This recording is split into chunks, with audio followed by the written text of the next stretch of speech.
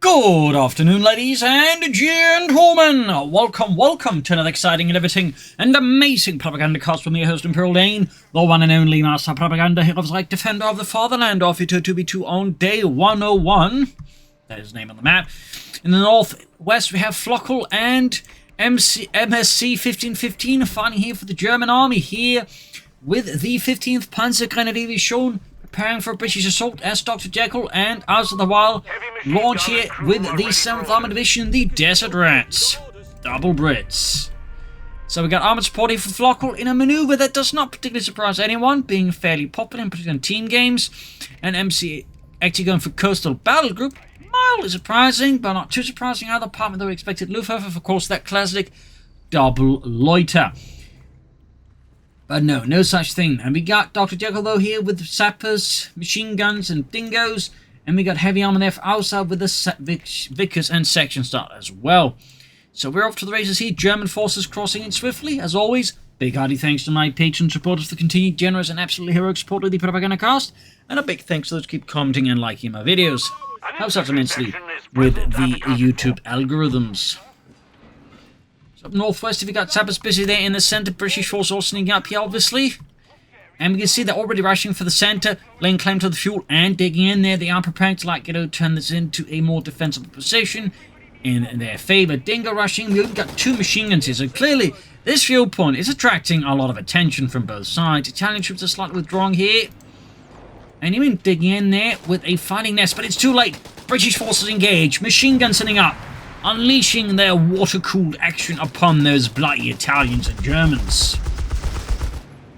Panzerpino trying to flank around here, getting the drop here in the Tommies, but it may not work out. The section wing in, blocking the Panzerpani's flank. No, they make a run for the building. Get into it. The British were not expecting it. Good Lord, Jenkins, you forgot to lock the door. I didn't know I had to lock it.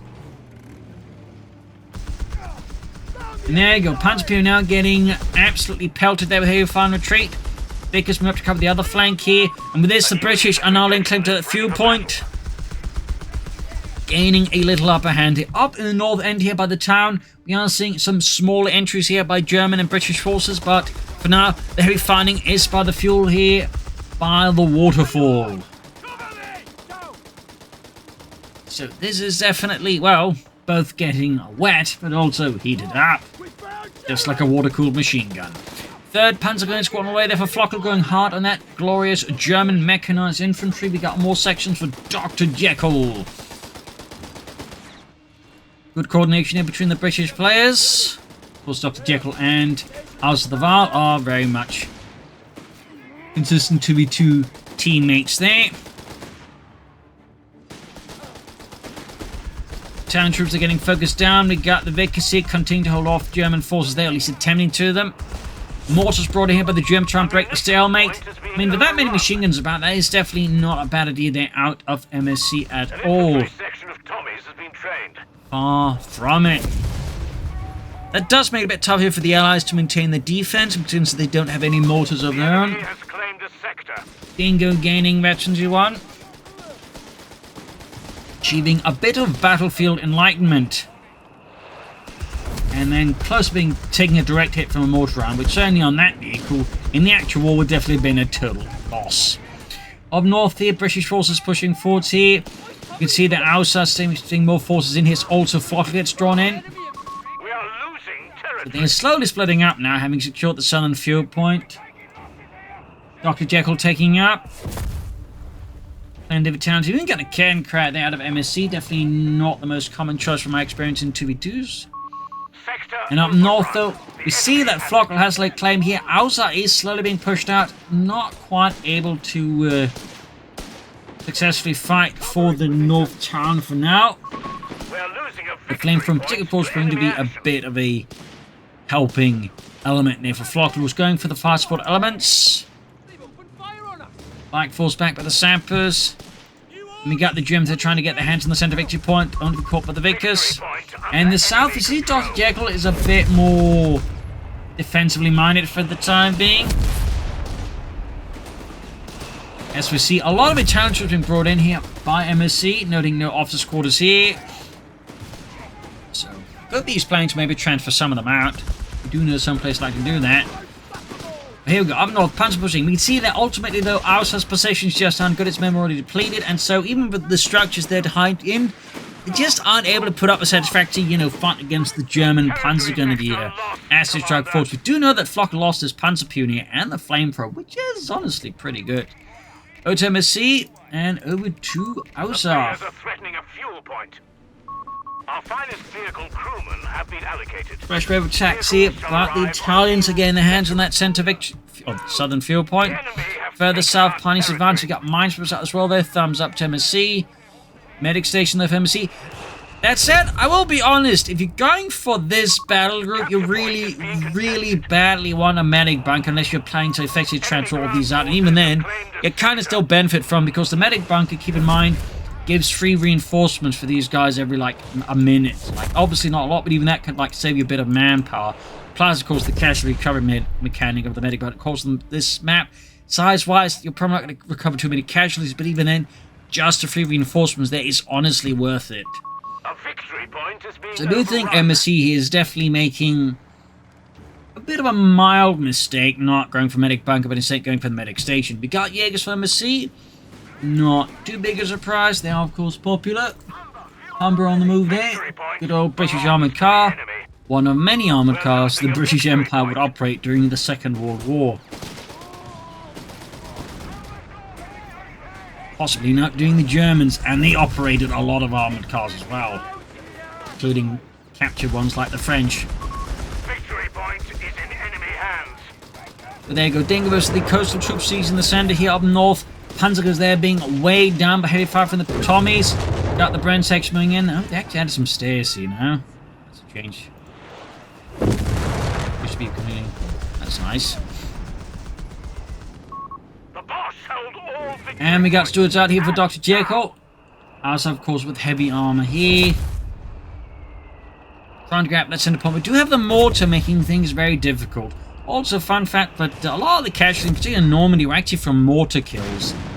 Things like more than half of all the casualties were from mortars. So, here's a little fun fact. That is infantry casualties. I don't think mortars took out too many tanks, though. A good mortar shot could actually do a surprisingly large amount of damage to a tank. For example, during the fighting in Arnhem, a King Tiger was actually disabled after a mortar round hit one of its radiators, knocking that out completely. Up north here, Panzer is withdrawing. Second Jaeger squad here from MSC, and we got Panzerschrecks. But again, not transfer out any of the coastal service for more Jaegers then. So again, medic bunker here honestly would have been a great investment for MSC. Of course, I can sort of see the logic. He wants more munitions for the Panzerschrecks, but even then, it would be a fair bit of manpower to end up saving. I think that would have been honestly worth it, but enough about that. North British forces slowly making the way through here. The German street have abandoned the streets of the north for now. The vacancy 250 half-track is being brought up with troops and a Pack 38, and the flak feeling is also being brought to the forefront. And the South Jaegers are being brought down here, though, by marksman fire from the British riflemen. And the steward obviously doing his part as well. Mortars are landing a bit of hit there. And there go Germans heading it into Ausar's flank. He's bringing up entertainers, but until he has it, though, he does not have a lot of great counters for the flak feeling. Germans pushing in here. We could possibly see a wipe here, but he's clearly concerned about what's behind him, and so isn't going to dab in with the flak feeling for sensible reasons. So he certainly wouldn't recommend dabbing in with it here. But there we go. Spots mistaken by Ausar. The section would definitely way too far ahead from the rest of this force, and more crucially, within easy flanking range of the flak feeling. All Panzerschrecks there for MSC. Not too much of a surprise here. Well, that was a lucky miss there. In the south, we can see there Dr.Jekyll charging his Gurkhas across here. Thompson's at the ready. Mills bombs possibly also at the ready, but the Gurkhas are getting focused on pretty hard here. Vast swaths of open terrain here makes for very easy targets. 447, so 387. Sappers are getting demolished here by the flak feeling. The Forter cannons there completely shredding the sappers like they're made out of paper. Up north here, Humber going for the 250 half-track here, definitely catching Flokl in a bit of a tough spot. He's got superior fire drills. He's got the latest infantry Geschütz. We over here to Dr.Jekyll. Apparently, got to switch around there. Really neat. Here we go. But anyways, go. We've got flak feeling pushed back. Lost. Repeat. The beggars are threatening a victory point. Further south, the Jaegers are pushing up. Smoke employed here to mess with any potential cover here of the center victory point.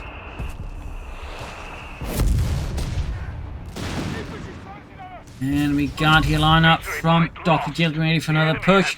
Back at the Allied base. No sign of further tech as of yet. And we can see Flokl with more panzer pilots to replace the ones lost. Definitely going to be necessary. And might also consider some minesweepers. Certainly be a very good idea to work.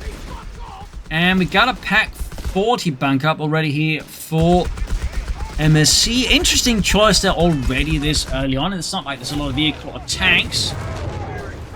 So at this point, it actually just risks both being given away, which of course allows the allies to plan further ahead of it, but also just becoming an artillery target. So I think you should have waited at least for that one a bit. I feel like those are resources that could have been expended better as well, for the time being.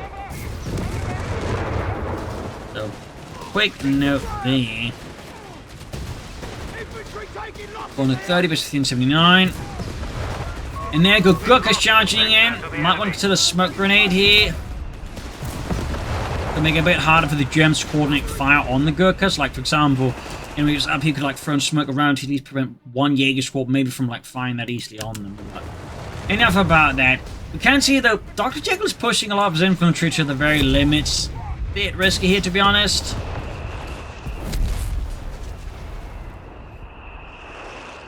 And honestly, if he's going to keep like attacking head-on like this, heavy mortar, regular mortar could have been a very good idea, like both to of course counter the enemy's mortar, but also just provide smoke screens to like make these attacks work a bit more smoothly and with fewer casualties. Humber diving in again here, going for that 250 half-track. That is definitely going to go down there for Flokl, and not down in history. Or to the shot for a pack of smokes. Panzers are flanking up behind. Further south, sappers are about to encounter the Flak Panzer IV Wirbelwind as MSC commits also to self-propelled flak feelings, but obviously in a tank. And we got a bunker here, actually a medic bunker out for MSC's actually finally going for one. Thumbs up, just close to the front, and we can actually recover the casualties. As the medics actually do have a range where they won't pick up casualties. We're losing a fuel point. Lazy bastards, I know.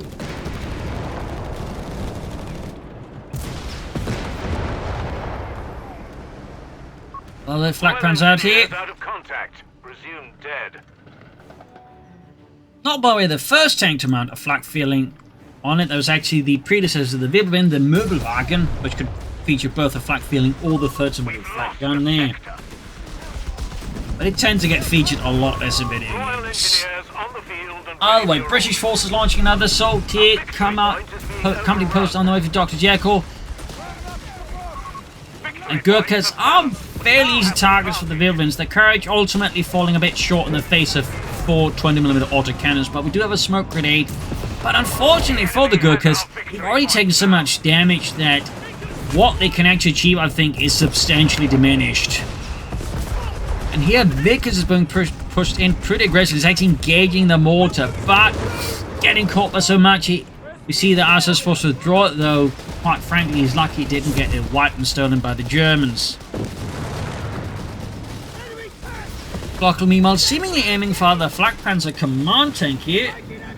Interesting, most players would actually go straight for the loiters because they are so disgustingly good, efficient, and easy to use. Actually, Flokl is going down a bit the right-hand branch for now. He's also got salvage kits there. Also very, very good ability after they buffed it. And there we go. At the same time, you can see, of course, now Dr. Jekyll withdrawing both Stewart and Dingo. Gonna move straight ahead for the bigger stuff here. Honestly, makes a lot of sense considering how the match is going. The Dingo and the Stewart just aren't, I think, going to do him too much good here. So I'd expect either Matilda here or some Crusaders. Could, of course, aim for Grants. That wouldn't be bad either. But Guards would be great. And meanwhile, we see Ausar's actually gone here for Churchill tank already while I was not paying attention. Cheeky, cheeky. But Does make a bit of sense. And there you go. Flag thing spotted by the 6-pounder. And let us pop back to MSC. He's got another anti-tank bunker going up. Cover the flank here. Interesting. And he's also got a Marder 3 Model M out. And of course, Ausar here with his fancy new Churchill infantry tank. Victory point under enemy control. Note the infantry tank was very much part of British doctrine, which is much more focused, well, out of the experiences of World War I, and figured, well, you know, we just need to keep, you know, focusing on trench fighting, and so they designed kind of the tanks along those lines. In that sense, the infantry tank was meant to work with infantry, hence infantry tank, and so they're designed to be slow but heavily armored until we just, you know, knock out bunkers and machine gun positions. Obviously, the Second World War proved to be not quite World War I 2.0. But they will still keep at it because that was their doctrine. So, little fun fact there. Here when the guy versus Sappers, Vic's pulling covering fire here. Marders, of course, hanging back. Good grenade there.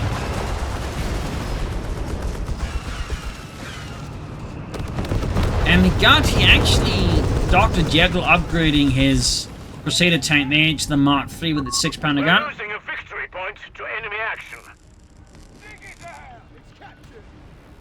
Most players preferring the regular version because this is better as infantry, which in a fun way mirrors the preferences of Sherman tank crews who prefer the 75mm version over the 76mm version because similarly, the 76mm version wasn't very good versus infantry.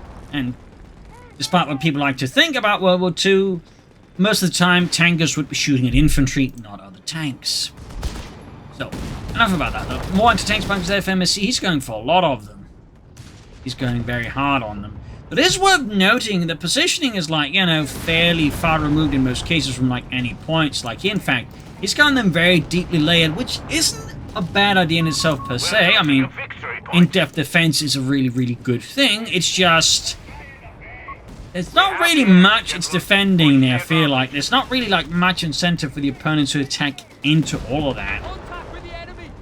I'm less certain that creating this big in-depth layered defense is particularly constructive there for MSC. Simply because, again, like, they're just going to grab the victory points, and that's for the most part it.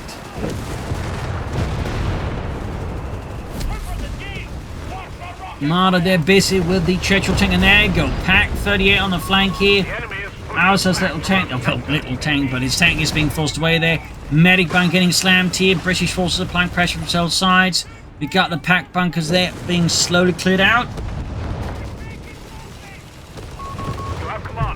And yes, anti-tank bunkers were a thing, though a lot of the time I don't think they're using pack 40s, but they'd rather be using, you know, pack 38s or captured anti-tank guns. For example, in Normandy they had a lot of, you know, various anti-tank bunkers. Down at the beaches again, a lot of them would feature captured enemy guns. Biggest of them kind of down here. Crusaders going in there, looking to snap a bit here. And we also got 4 repair assemblies going up here for Ausar. Thumbs up to that. And an anti-tanker crew there gets snuffed out by those Starcity Jerrys. Oh, we do actually finally have a heavy mortar out here for him, and he immediately proceeds to withdraw the truck there. And we actually got Crusader tanks out for Ausar as well. Vickers and a 6-pounder gun abandoned more or less in the same spot. Crusader going in here for the flak feeling half check, but we do have more Crusaders arriving here. Got it. Pack 38s could have been chopped now. They're a bit more maneuvered here, a bit more exposed.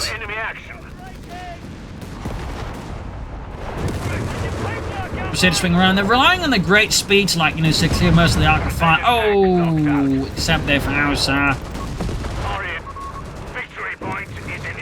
That would certainly help. Germans compensate somewhat for the losses. There you go, got one of the pack crews snuffed up. We got 284 for 344.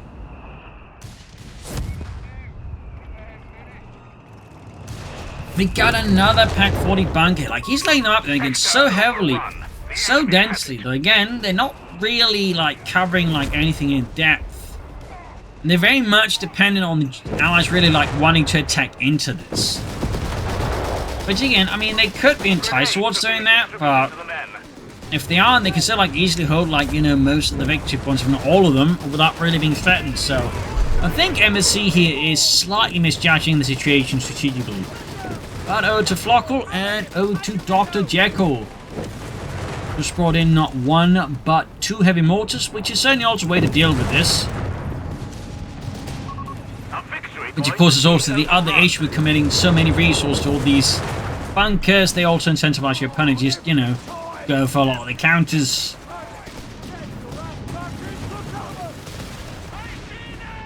So, MSC is definitely miscalculating a bit here. And we're gonna tell it all, of course the building could make it a bit tougher. Just a bit.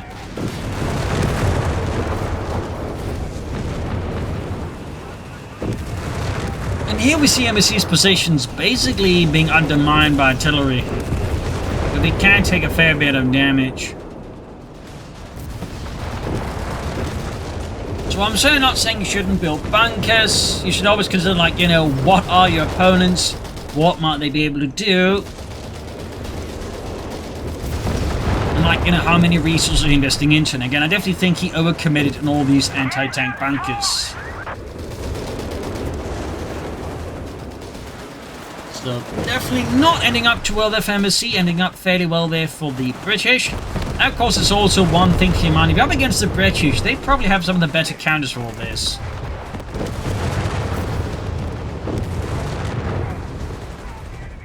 Meanwhile, got Dr. Jekyll there slowly and methodically just clearing up bunkers here. Another bunker down, so at this point we can already see MSC has lost 2 bunkers, maybe 3. I mean, 2 anti-tank bunkers and the medic bunkers, that would be about 3. And of course there's about 3 more to go, but at this point they're increasingly not defending too much relevance. In the center though, we got a tiger tank out here for Flokl, completely overlooked that as I got 2 folks in the bunkers. Bringing in his Schwere Panzer, and we got Dr. Jekyll with even more Crusader tanks here. More British steel, with which to meet the German menace.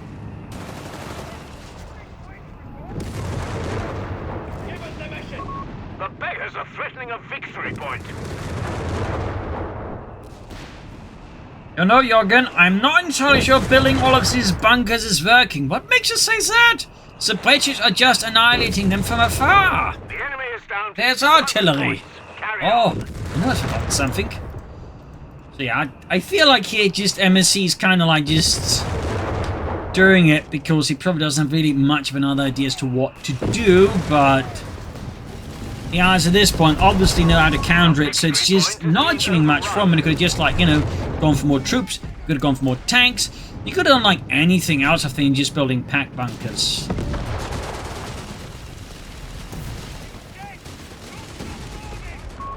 Victory point belongs to the enemy. Now, man, again, the position also just makes it easier to deal with. Like, you know, for example, one area could have considered, like, you know, just setting up the anti-tank gun bunkers maybe around here, so it becomes much harder just to move up some anti-tankers to cover them, but it goes, like, you know, prevent, like, any allied breakthrough by just, you know, covering, say, this area. So, in that sense, I definitely feel like, you know, MSC probably needs to work a bit more on the strategy, to put it generously. And now, of course, with the bunkers crumbling and his anti-tank assets, we got the Crusaders charging in, and we do still have the Marder, but it's one Marder against countless Crusader tanks. An HMG crew has been lost to enemy action. And with that, the Marder is gone. It's just not really made for these scenarios when it's, of course, deeply unsupported. And up against a lot of fast British tanks. Gotta be able to dubbing in against Dr. Jekyll, but yeah, I don't think it's going to do as much as you'd like it to. I'm going to send to represent another big blow there to MSC. And we got the Ausar with a 17-pounder gun to, of course, deal with that Tiger tank. Repair assembly under attack. We're losing a victory point. There we go. Got the Vibrant Flak Punch. For that, MSC has lost all of his armor, and he's basically got 1 pack bunker left, and that is it. But there we go. Catching Dr. Jekyll there, a bit unprepared. He seizes the anti-tank gun, roguely liberating it from the flaccid hands of the British. And the heavy mortars just keep pummeling away there.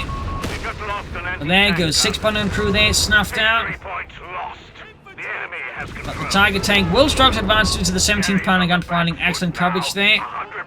Need to withdraw that Tiger tank actually. That's another nasty hit.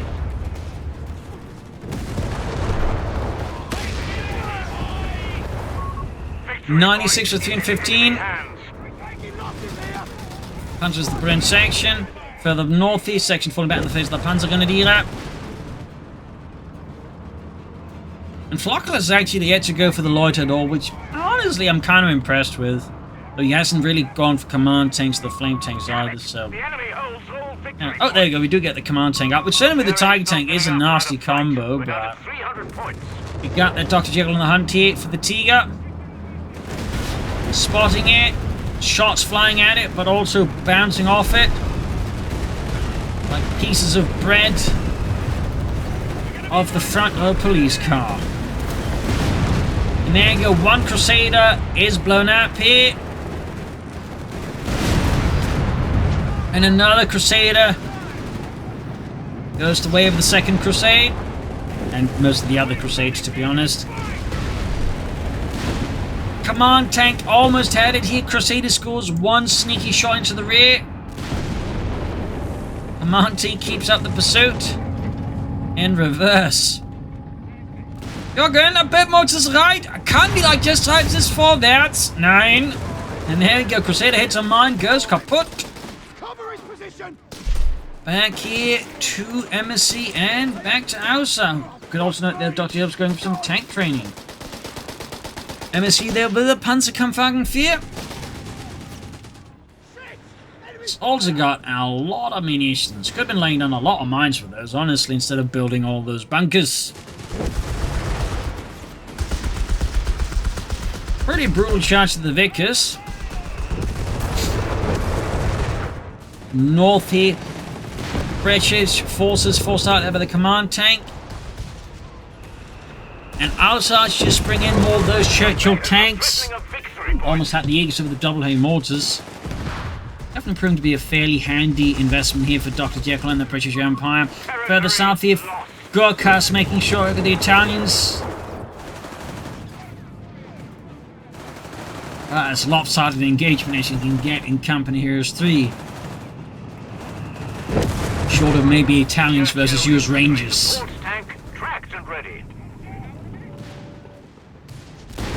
There we go, the Panther 4, not intimidated, engages at close range. 75 points left. Don't let up now. 73 to 170. Really starting to look bad here for the Axis forces. Situation is steadily eroding. The final pack bunker is about to fall apart. And there we go, crumbles into rubble. Almost had a Brand section. It can. Yes, they got it. Flokl got it. Second Churchill tank supporting the first one. 17-pounder gun hanging a fair bit back, honestly. 61 versus 270. And there you go. 17-pounder gun scores a glorious hit there. Shot absolutely devastating the Tiger tank. And certainly giving its crew a bit of a shock. Dr. Jekyll though here in fresh heated fighting with MSC there. You got a massive infantry blow up there. There's artillery being called in. Gurkhas moving up. Could pop artillery against them maybe. Grenades. Panther 4 heavily damaged. Could get knocked out, but the Jaegers keeping up the pursuit here. Gurkhas are ripping through the Italians and down they go. Follow-up mortar around there. Does the deed and leaves the Italian quite crushed. And in the center, an attempt here by Flokl to break the British grip. It very much is shattered. But the Crusader got knocked out. But now the Jaegers have to deal with the Gurkhas, the Betchy fleet, and with the whole Valor ability going. Tiger tank to the rescue. Section wiped out, 6-pounder gun wiped out. Can Flokl turn the tide with Kruppstahl and Porsche engines? Will it be? No. not enough. Germans have laid secure control of the northern victory point, but the others are falling beyond their grasp steadily. Target tank being used to grab there. And we get the reconnoitred artillery out here for Ausar against the target and that victory point. Interesting choice there. Victory point under enemy control. And he does do some damage. Now we got the Churchill tanks lodging through here, and we got another anti-tank bunker out of MSC 1515. So many anti-tank bunkers. And the vast majority of them really haven't done much for him, except, like, you know, just get knocked out. But even this one is so far bouncing its shots off the Churchill tanks, so they really haven't been working out for him at all. There we go, another pack bunker down. That's like, what, his 5th or 6th pack bunker. And they really just have mostly just been getting destroyed, really without doing too much to the British. 25 points left here. The Germans are feeling the heat. Desperation sets in. The thought of being dispatched to the Eastern Front suddenly weighs very heavily on the shoulders.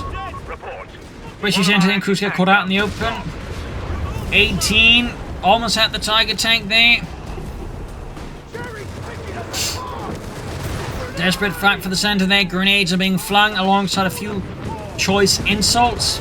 Ambulance is about to get knocked out. Artillery is being called forth to break the Allied stranglehold. Airburst shells are being responded with as well here. Go to Flokl and over to Dr.Jekyll. More ambush shells, more casualties, more destruction. More Rule Britannia. And Flokl with a Panther 4. Another anti-tank crew there, snuffed out. Commander, we have artillery on standby. 4 points left. At this point, it does look like it is very much beyond the reach of the Reich. The defense of the 15th Panzergrenadier has failed. British 7th Armoured claims victory with the 15th despite the assistance of the 504th Schwere Panzerabteilung having failed. A tragic day for Germany, great day for the British.